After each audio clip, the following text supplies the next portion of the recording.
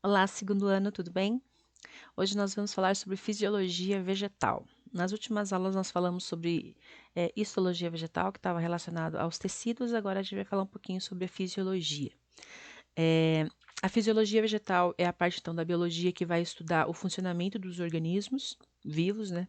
Dos vegetais, no caso, e ele vai envolver então a nutrição do vegetal, o crescimento da planta, a ação dos hormônios vegetais e como isso influencia na floração, na produção de frutos, na produção de sementes, né? Então, todo como vai funcionar o indivíduo vivo. Então, primeiro processo relacionado à fisiologia vegetal é a fotossíntese. Vocês fizeram uma atividadezinha relacionada à fotossíntese esses dias, né?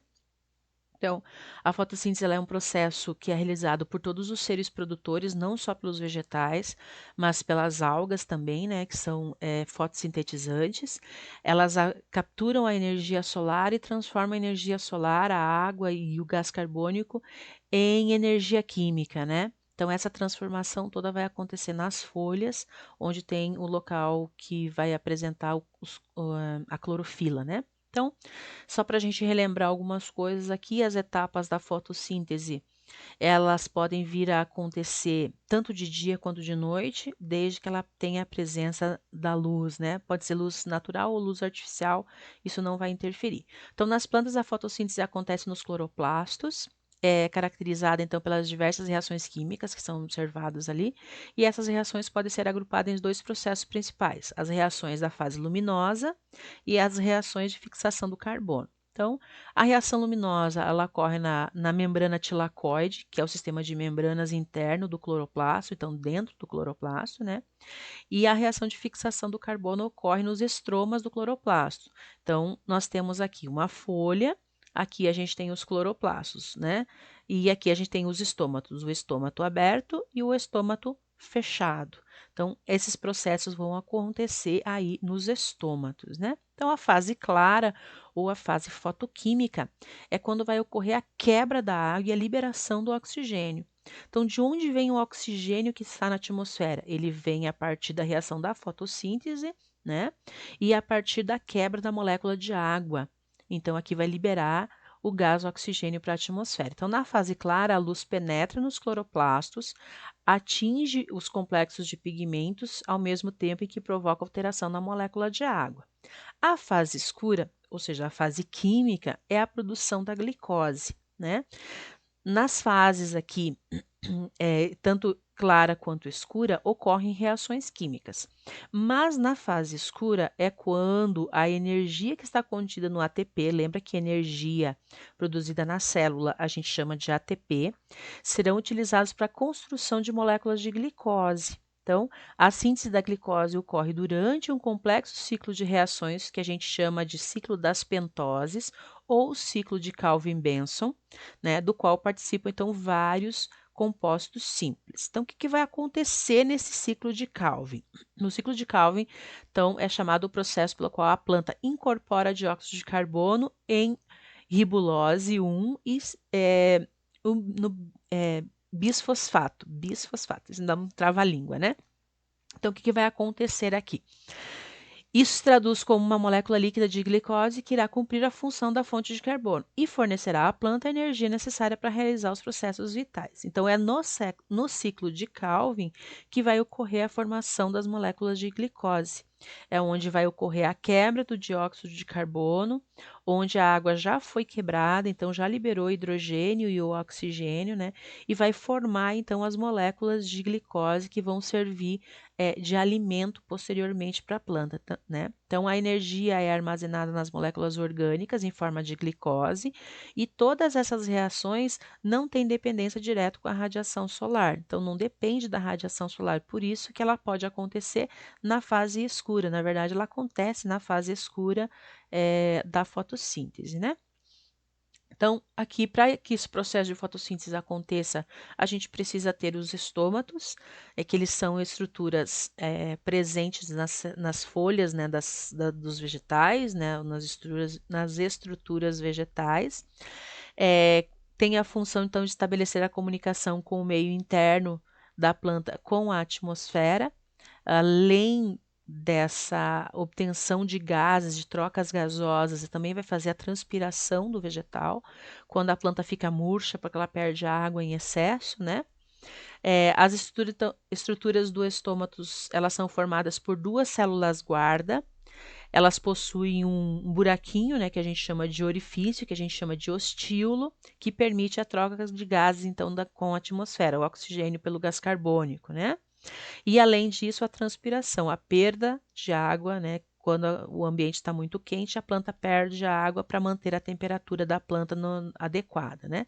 As células guarda estão sempre seguidas de células que auxiliam na abertura dos estômatos, né? Que são chamadas então de células subsidiárias. Então, os estômatos podem estar abertos ou eles podem estar fechados, aí vai depender da situação. Então, através da abertura e fechamento dos estômatos, o vegetal controla a taxa de transpiração, respondendo a fatores como disponibilidade de água, a luz, a temperatura, a umidade relativa do ar, né? Então, aqui a gente tem um estômato aberto e aqui a gente tem um estômato fechado. E aqui estão as células guarda que vão e as células anexas que vão ajudar nessa abertura ou nesse fechamento dos estômatos. Então, a abertura e o fechamento dos estômatos é controlado pela disponibilidade de água que tem no vegetal. Quando as células estomáticas ganham água das células vizinhas, né, ou as células anexas, a parede delgada da célula estomática ela sofre distensão, também ocorrendo então a distensão das paredes reforçadas do estômato, levando então à abertura. Ou seja, quando a planta tem muita água, os estômatos ficam abertos. Quando ocorre o contrário, as paredes então dos estômatos sofrem um relaxamento e as paredes são forçadas a fechar o estômato. Então, desculpa. Então, quando falta água para a planta, quando o clima está muito quente, você não deu água para suas plantinhas, os estômatos vão se fechar. Quando ele se fecha, ele evita a perda excessiva de água, né? Então, ele vai controlar o ganho e a perda de água. Os hormônios vegetais, os vegetais funcionam como os hormônios humanos, eles fazem o controle do corpo do vegetal, né? Então, os principais fatores internos que afetam então, o desenvolvimento da planta são chamados hormônios vegetais ou fito-hormônios. São substâncias químicas que vão afetar a vida então do vegetal. Os hormônios são substâncias orgânicas que desempenham função na regulação do crescimento, né? E esse crescimento influencia o tamanho do vegetal, tanto de altura quanto de largura, produção de folhas, de flores, de frutos, de semente, né? Então, os hormônios vão fazer esse controle todo das estruturas vegetais. Então, nós temos aqui alguns grupos principais de hormônio, são 5 grupos. Nós temos as auxinas, as citocininas, as giberelinas, o ácido abscíssico e o etileno. Então, as auxinas são hormônios relacionados, então, com a intensidade constante que a planta irá desenvolver no vegetal, né? Se for iluminada lateralmente, ela irá crescer em direção da luz, então aqui ela está relacionada com o crescimento da planta. As auxinas são chamadas de AIA, né? Que é o ácido indolilacético, super fácil da gente falar, mas você pode falar só as auxinas mesmo e lembrar que as auxinas podem ser abreviadas com esse símbolo aqui, A e A. Né? Então, a produção também ocorre em embriões nas sementes, no tubos polínicos, até pelas células da parede dos ovários de desenvolvimento. Na planta adulta é produzido então nas gemas apicais, principalmente nas caulinares. Então, as auxinas estão relacionadas com o crescimento vegetal. As citocininas, elas também estão relacionadas com o crescimento vegetal, principalmente com a divisão de células, né? Então, aqui nesse caso, as citocininas são produzidas nas raízes e transportadas através do xilema para todas as partes da planta. Lembra que o xilema transporta vasocondutor de seiva bruta, né?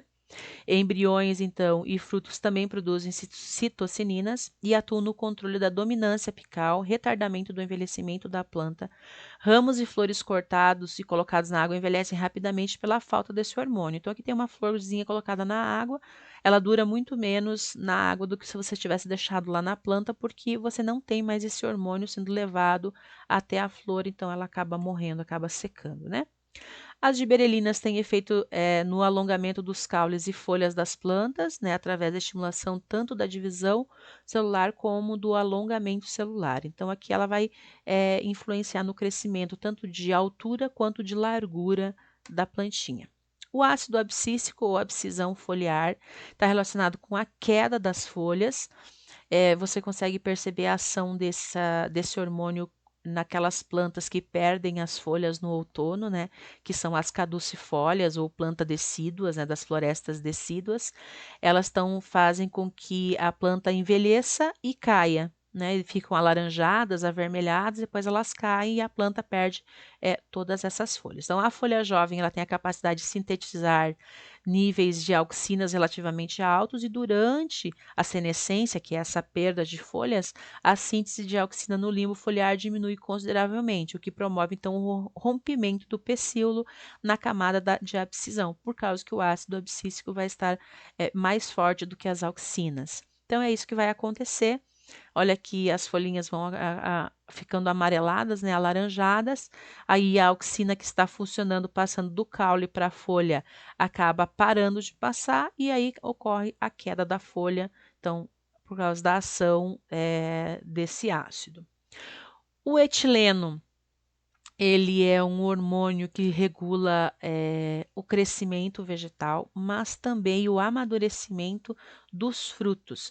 Você já ouviu falar que se você pegar, por exemplo, um abacate e enrolar o abacate num jornal, ele vai amadurecer mais rápido do que se você não enrolar o abacate, ou o mamão, ou qualquer outra fruta? Porque as frutas elas liberam etileno. Então, quando você coloca uma fruta embrulhada em alguma coisa, o etileno que é liberado vai afetar nesse processo, ele vai amadurecer mais rápido. Quando você deixa a fruta aberta, o etileno se perde na atmosfera, então ele não fica próximo da fruta, então demora um pouco mais para ocorrer o amadurecimento. Então, é o que acontece aqui. Por exemplo, nessa bananeira, a gente tem essas bananas mais maduras aqui em cima, elas têm uma produção maior de etileno. E esse etileno vai se espalhando, espalhando, e elas vão amadurecendo até que você tem o cacho todo amadurecido. Né? Então, a ação do etileno aqui é para amadurecimento dos frutos, né? Também produz etileno na hora que vai cair as folhas também, né? Mas principalmente para o amadurecimento das frutas. Tá bom, gente? Por enquanto era isso. Nos vemos na próxima aula e a gente continua falando sobre fisiologia vegetal.